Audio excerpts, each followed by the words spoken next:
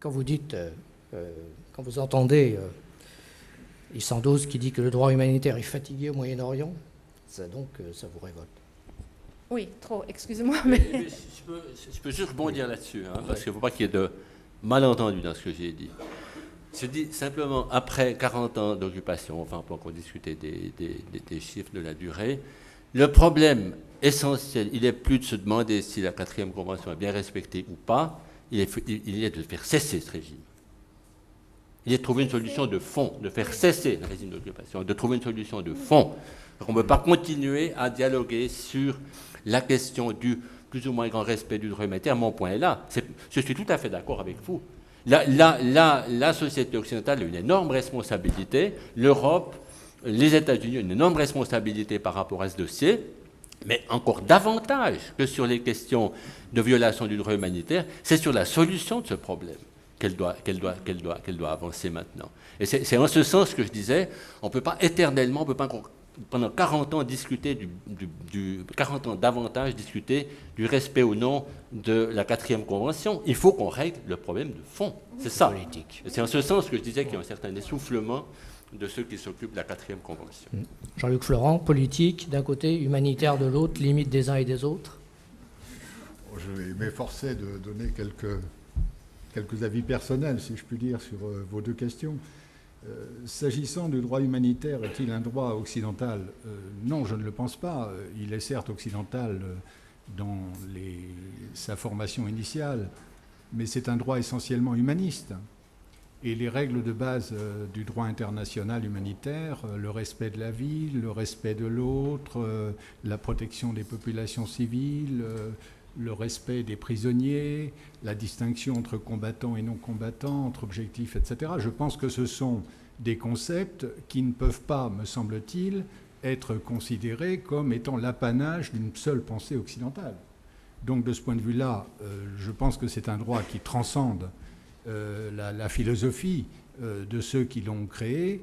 Et j'aimerais que l'on me dise, est-ce qu'il y a dans le monde telle ou telle philosophie, religion, qui remet en cause des principes aussi fondamentaux que ceux-ci ? Encore une fois, la problématique du respect est une autre problématique. Mais la conception même du droit, à mon sens, ne peut pas être qualifiée de conception occidentale, sous-entendu il faut revoir tout ça et remplacer par quoi ? Moi, j'aimerais bien qu'on me le dise à ce moment-là parce que je n'ai pas encore trouvé la solution pour ma part. Sur le deuxième aspect, c'est vrai que c'est un droit qui était conçu, comme j'y ai fait allusion dans mon propos liminaire, initialement pour des conflits armés internationaux classiques. De plus en plus, c'est un droit qui s'applique dans des conflits armés internes, avec des dimensions qui varient dans des proportions considérables selon que l'on se situe dans tel ou tel conflit. Mais là encore, je pense que même s'il y a toujours une difficulté, comme le disait Yves Sandoz, à s'assurer que tel ou tel mouvement ou telle guérilla contrôle effectivement une zone d'un territoire ou une population d'un territoire, il y a toujours une difficulté à faire appliquer des règles de droit par des entités non étatiques. Déjà avec des États, ça n'est pas facile. Avec des entités non étatiques, ça l'est encore plus. Mais les règles de base pourraient être appliquées si vraiment une volonté existait pour ce faire. Les règles de base, le droit à la vie, le fait de respecter les prisonniers, je pense que ce sont des règles qui peuvent être parfaitement respectées par des mouvements de guérilla ou d'insurrection ou de sécession. La problématique est essentiellement une volonté plus qu'une capacité. Sur certaines règles du droit international humanitaire qui sont beaucoup plus complexes, beaucoup moins connues, beaucoup plus difficiles à mettre en œuvre, ça peut se concevoir. Mais sur le noyau dur, sur les principes de base du droit international humanitaire, je crois également que s'il y a la volonté de la part des entités non étatiques de l'appliquer, peut l'appliquer. Prenons le cas, par exemple, et je ne veux pas entrer dans des polémiques, bien évidemment, ce n'est pas mon rôle ce soir. Prenez le cas, par exemple, des exactions qui ont lieu depuis plus de 10 ans maintenant à l'est de la République démocratique du Congo. est-ce que vous pensez raisonnablement que plus de droits, plus de règles de droit, ou des règles de droit différentes de celles existantes, permettraient, au niveau du droit international humanitaire, bien évidemment, permettrait de remédier à ces exactions? Personnellement, je ne le pense pas. Là encore, la problématique, c'est non seulement une connaissance, mais également, surtout, la nécessité de faire assurer le respect de ces règles. Et dès lors qu'une règle de droit est bafouée et qu'il n'y a pas de sanction, c'est une règle de droit qui est affaiblie par définition. Mais est-ce que l'on peut raisonnablement envisager que d'autres règles de droit international humanitaire que celles existantes permettraient de régler toutes les problématiques que l'on rencontre avec les atrocités, les enfants soldats, les viols, etc., etc.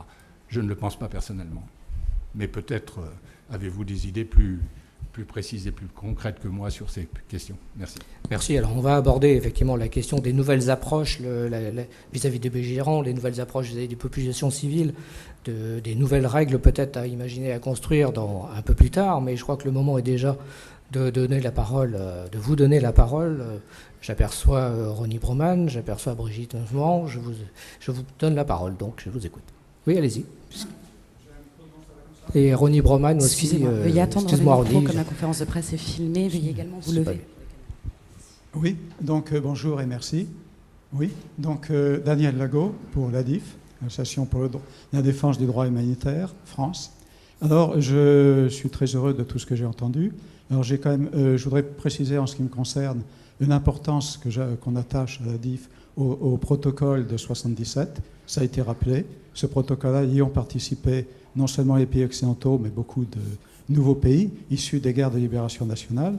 Donc, de ce point de vue, je crois que ce qui en est sorti était effectivement un grand progrès et que les règles restent très largement valables. Il est dommage, alors deux remarques et deux questions aux intervenants. Alors, une première remarque, c'est qu'il est dommage que le statut de la Cour pénale internationale, qui à certains égards représente une avancée dans beaucoup de domaines, qui soit en recul sensible sur le problème des bombardements causant de graves pertes civiles, qui soit en recul sensible par rapport au protocole de 77. Donc j'aimerais avoir là-dessus la réaction de d'Yves Sandoz. Maintenant, je voudrais poser deux questions. Donc, première question à Yves Sandoz qui concerne la Palestine. En 1900, à titre d'information, peut-être je n'ai pas l'information nécessaire, mais en 1989, le gouvernement de Palestine, enfin c'était l'OLP, donc le délégué général de l'OFP, avait fait une demande d'adhérer en tant qu'État aux conventions et protocoles de Genève. Bon, c'est à l'époque, donc, CICR, enfin du moins le dépositaire des traités, des conventions et protocoles de Genève, la Suisse, a répondu négativement en disant qu'il n'était pas en état de décider s'il existait ou non un État de Palestine. Depuis, il y a la création d'autorités palestiniennes, etc. Qu'est-ce qu'il en est aujourd'hui et pourquoi? Je crois comprendre, sauf erreur de ma part, que la Palestine n'est toujours pas reconnue comme État par le CICR, et donc cette demande d'adhésion au protocole, aux conventions et protocoles n'a pas été retenue. Donc peut-être je me trompe, en tout cas j'aimerais avoir l'information. Il y a une question, alors cette fois-ci, que je voudrais poser à Jean-Luc Florent. Je suis très d'accord avec beaucoup de choses qu'il a dites. En particulier, il a dit une chose avec laquelle je suis totalement d'accord. Il a regretté que lors de la ratification des protocoles de 77, en particulier du protocole 1, il a regretté qu'un certain nombre de pays aient fait des réserves. Je n'ai pas regretté. Ah, excusez-moi, alors j'ai mal compris. Moi, je le regrette. Moi, je le regrette profondément.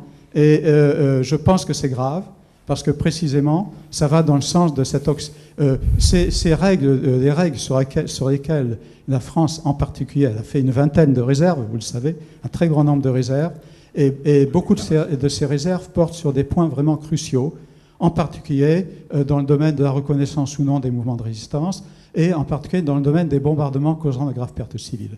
Pour les bombardements causant de graves pertes civiles, la question de fond, pour schématiser, est la suivante. Est-ce que ce sont les bombardements qui sont menés délibérément contre des civils en tant que tels, qui sont seuls des crimes de guerre, ou est-ce que ce sont aussi des crimes de guerre de manière générale, des bombardements causant de graves pertes civiles qui sont menés en causant précisément de graves pertes civiles? Voilà, donc excusez-moi, j'étais un peu lent, excusez-moi. Donc, question pour Yves Sandoz et pour Jean-Luc Florent. Donc, et Jean-Luc Florent, donc, j'aimerais aussi, vous me disiez, donc, est-ce que la France envisage ou non de lever les réserves qu'elle a faites, premièrement, et deuxièmement, pourquoi est-ce que la France n'a pas encore adapté ses lois nationales, comme elle aurait dû le faire lorsqu'elle a ratifié les conventions puis les protocoles, en adaptant ses lois de manière à inclure le contenu de ces conventions, par exemple le principe de compétence universelle dont parlait Mme Khoury.